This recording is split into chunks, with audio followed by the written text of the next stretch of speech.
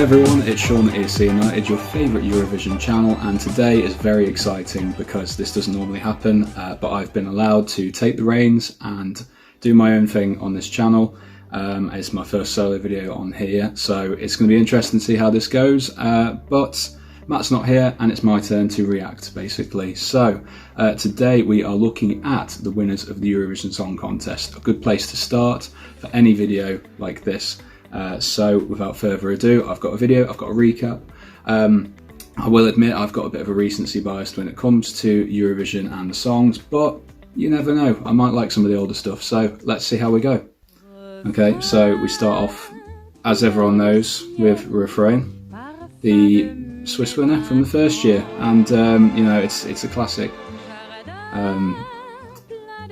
I did get to see Lucia in 2015 when I went to Vienna, so it was a special moment to see the first winner of the contest, so obviously a special place for everyone. What I will say, and I know that Matt covered this when he did this video previously, a lot of the first few winners, they all just kind of blend into one for me. A bit of a chanson style, so from the Netherlands here in 1957, France in 1958. They almost sort of blend into one for me, especially these two. But they're very pretty songs. I do enjoy them. To, you know, in some way, very historic. Not really to my taste that I would listen to, you know, a lot of the time. But yeah, definitely different. And this is the first time we kind of go upbeat. 1959, the Netherlands, and Beatje. A little taster of what's to come, I think. And the United Kingdom runner-up, so we already started off well.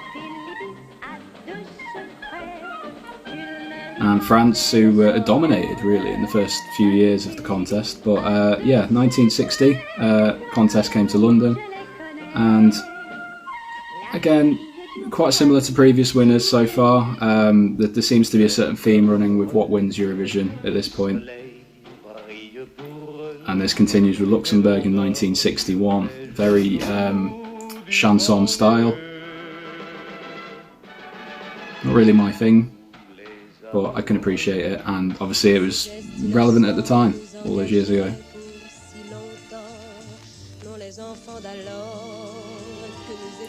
And again, France, it seems like French and chanson and that style was really big in Europe at the time.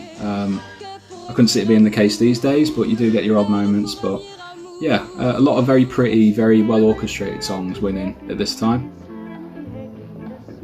And Denmark, 1963. First time there's a real change in the style, I think. And also a little bit more of a showman-like quality. A bit more focus on the actual show rather than the song as well. And I think it's a precursor for what's to come in the recent years. But then we've got Italy, Non ho l'età. I'm not old enough, I didn't know it meant that. Again, another very sweet performance. You know, very emotional, very sweet, but not really much going on. And then, bang! 1965, that's the year, that's the first year, I think, that things really changed, and it's Luxembourg with France Gall. And you can see that this is where things start to change, things start to get more upbeat, and you know, more styles start to come into the contest. I like it. And a classic, Udo Jürgens, 1966. I remember when Austria won in 2014 and everyone in England was getting ready to win the World Cup. It didn't quite work that way, but you know, sometimes things do repeat themselves. But this is a very pretty song, really interesting at the time as well. First UK win, Sandy Shaw, and she looks so happy considering she hates the song now, but it's you know, it's a classic, it's still known in the UK. It was even sampled in a Lily Allen song at one point, I think, so, you know, she has impact. And then we move to Colour and Spain wins for the first time, and what can you really say other than La La La? I'm surprised this one, in a way, but hey, Takes all sorts at Eurovision. And then Spain again, obviously 4 winners this year, 1969, the famous or infamous year. And this one is definitely better than La La La in terms of the Spanish winners.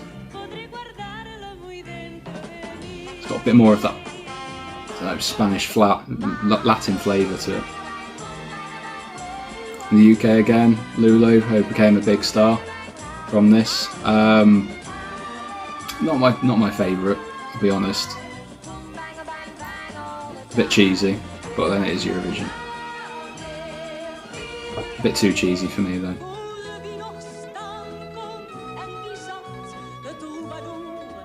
And the Netherlands with a very unusual song for this time in Eurovision.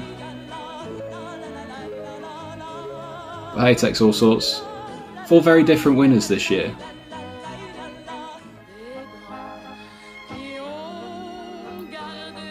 But I think I have to say France is actually my favourite of the 4. I think if you were going to pick a winner, I would say France from this year. It's a real quality song. It's a beautiful composition, really well performed, and I think it stands out against the other 3 to me. But then I don't really know so much about the rest of the year. And I think the 70s is really when things start to change and things start to improve for Eurovision. I think up until now everything's a little bit samey, but then you get Dana singing a really sweet song, and it really sort of changes the outlook on the contest.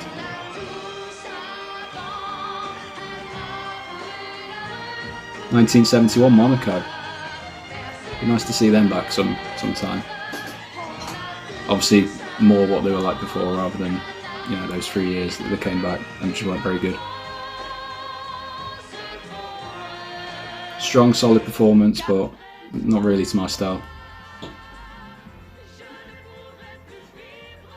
And Vicky Leandros, obviously quite famous. Only time the contest was held in Scotland, I believe, so. Nice song. Not really much else I could say about it, unfortunately. A typical sort of Eurovision fare at this time. I think what you can see in the first few years of the 70s is that the vision and connecting with the camera aspect of Eurovision that makes people successful is really coming into the fore. Really connects with the camera.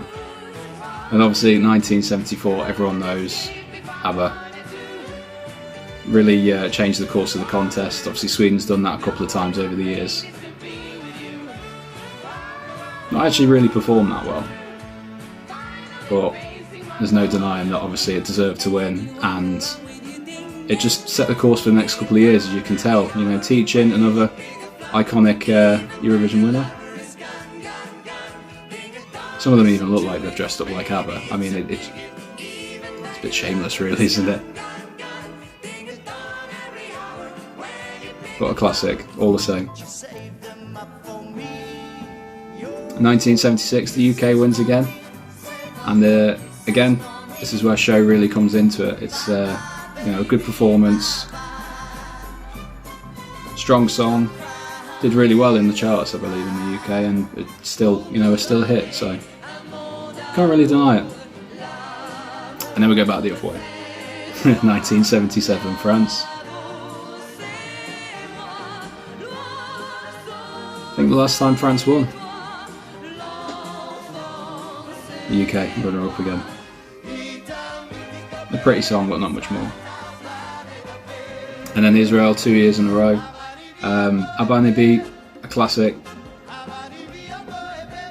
And I think it really captures the mood and the music that was around in the 70s, the late 70s, early 80s. I think it really matches that era. Hallelujah. Another pretty song. Nice to hear Hebrew. Obviously not heard in much music around the world, so I'm surprised it did win, but I'm glad it did. Obviously Ireland, this is when they really start to rack up the wins now. Johnny Logan's first year. Very different to a lot of the other winners so far, I think. A real crooner of a ballad.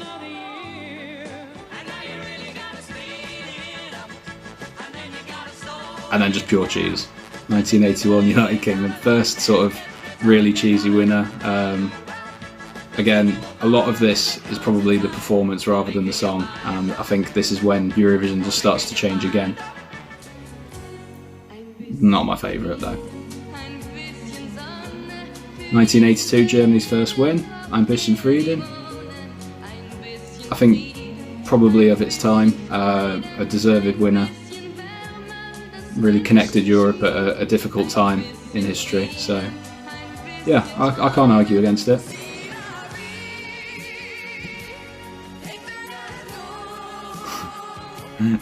Luxembourg, 1983. That stage, those pink jackets, those powerful shoulders. I'm not sure I agree with this being a winner. And then cheese. More cheese, you can see it coming in now. This is very cheesy. Harry's Digaloo Digalay. Not quite as impactful as Sweden's winner before, but again,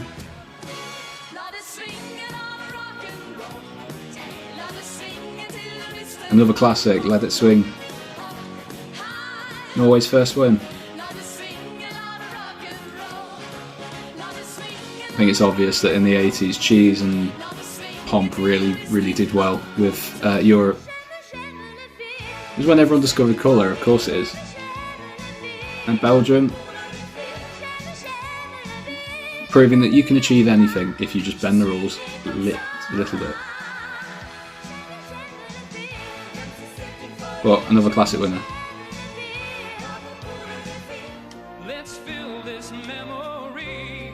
And he's back. I think this is better than What's Another Year, so I'm glad he came back. Another classic. Obviously Johnny Logan's a Eurovision legend, so yeah, I can't really say anything bad about the guy. I'd be lynched if I did. Celine Dion, 1988, Switzerland, another classic. This is when the iconic songs really start to pile up now. A beautiful performance, really strong vocal, and obviously she, made a career out of having such a fantastic voice, so go her.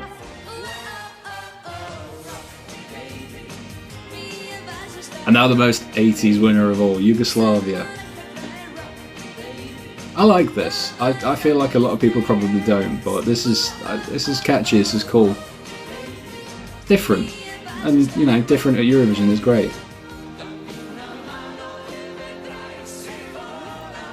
Insieme, 1990. Again, a winner of its time, I think. Obviously difficult time for Europe at that time, as it is now. So, yeah, can't really argue with it. Song-wise, it's not for me, but I can appreciate it.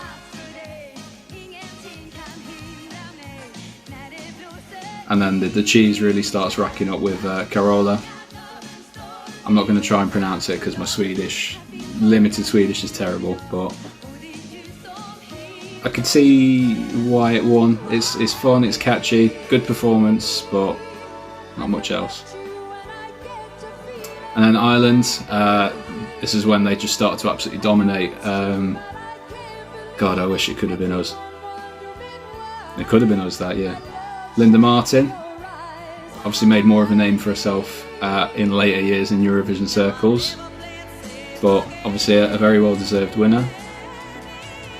And I think this is symptomatic of the 90s, the sort of power ballads and the simps. I think it's fascinating watching a video like this because you really get a sense for what was popular at the moment in each time era, and then obviously you just get to now and it's just anything. 1994, the year I was born. And I think this is the year that Ireland, there was rumours that they wanted to throw the contest because they couldn't afford to stage it again. So Yeah, if you're going to fail, then, you know, do it this way. Just win it by accident. Nocturne, classic winner again. I think this was one where they changed the rules after because it didn't have enough words. I could be wrong. It was a very pretty performance. Almost lend itself to 1996. Obviously this Celtic kind of sound was really popular in the mid-90s. In Eurovision circles at least. I could be wrong in the charts. Yes! Last UK win, and the best winner we've ever had. One of the best entries we've ever had as a country. Just a real sea change compared to other entries around it, any winners previously. I just wish that we could do something as great as this again, but I don't see that happening. Dana International, obviously another iconic winner. I think these two winners really work together to change the viewpoint on Eurovision again. Always seems to be revolutionary winners every few years that seem to change the course of history for Eurovision. And then you've got Charlotte Nielsen. Not too sure on this one. It's pure Schlager. Sweden do cheese really well. They do sophisticated cheese. It's like an Edam or something more mature, but still cheese. Denmark 2000 into the new era. Classic Fly on the Wings of Love. I preferred the dance remix 3 years later, which was an absolute banger. But hey, great winner.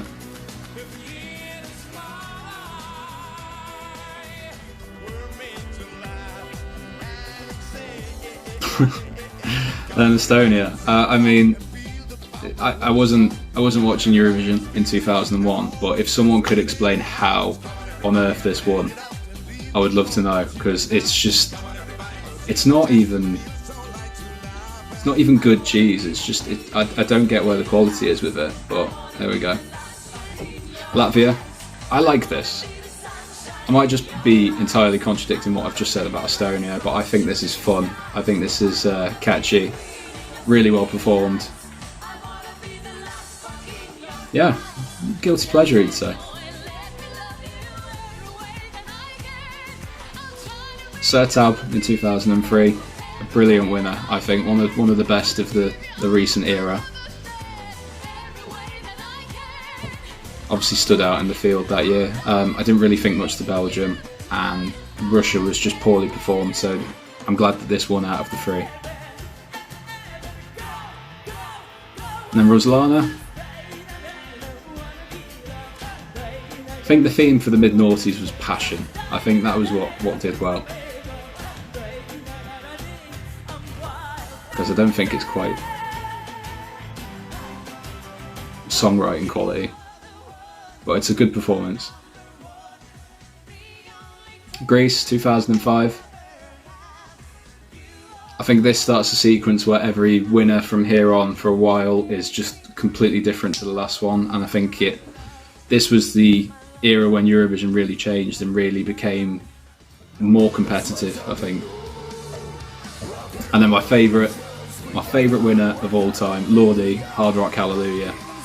Cannot stress how important, how wonderful, how fantastic this was as a win. I'm an indie fan, I'm a rock fan. So to see something like this win Eurovision, I think it's probably the most momentous winner ever for me. And then obviously 2007, again, another very different winner, Molitva.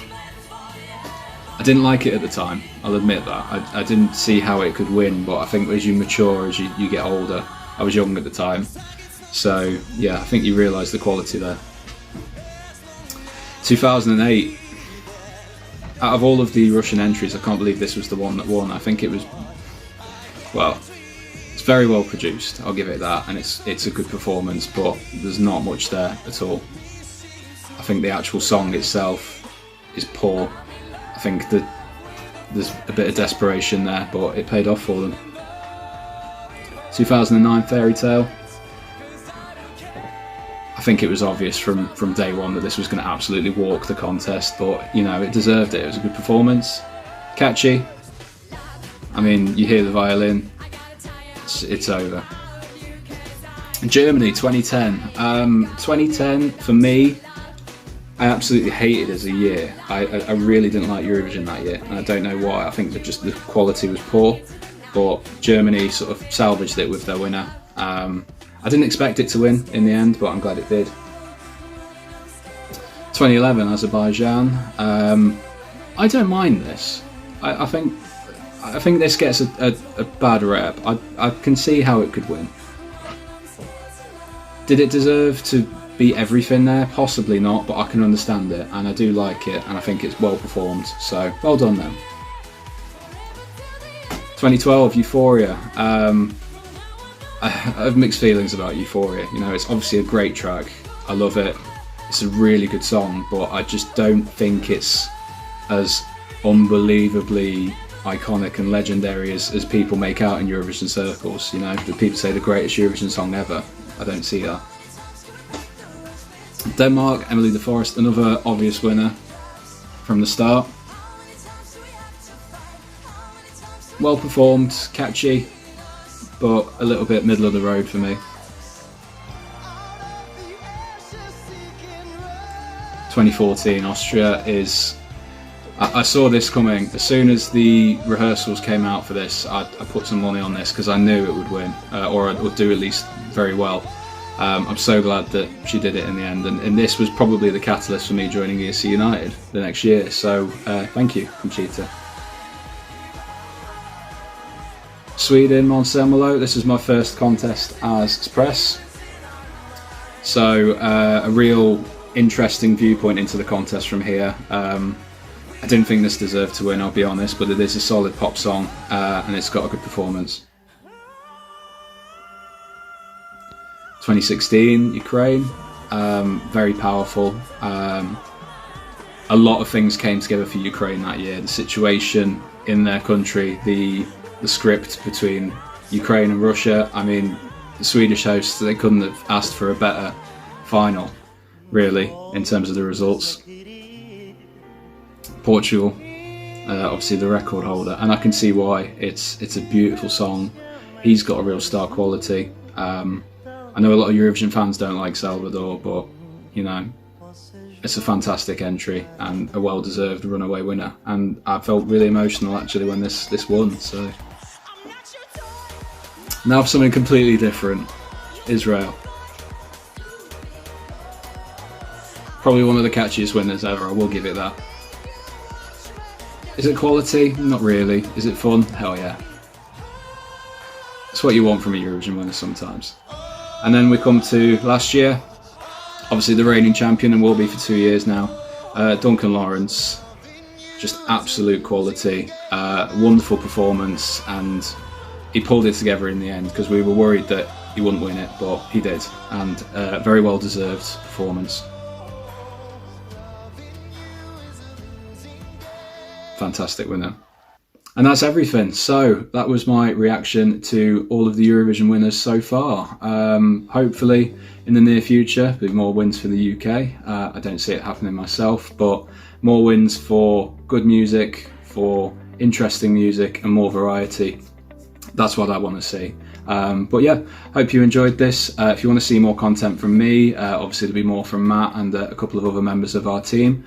If you want to see me react to anything else, let me know. Let me know what you thought of my comments. Obviously, yeah, like, subscribe, share, and yeah, we really appreciate the support. So yeah, see you next time.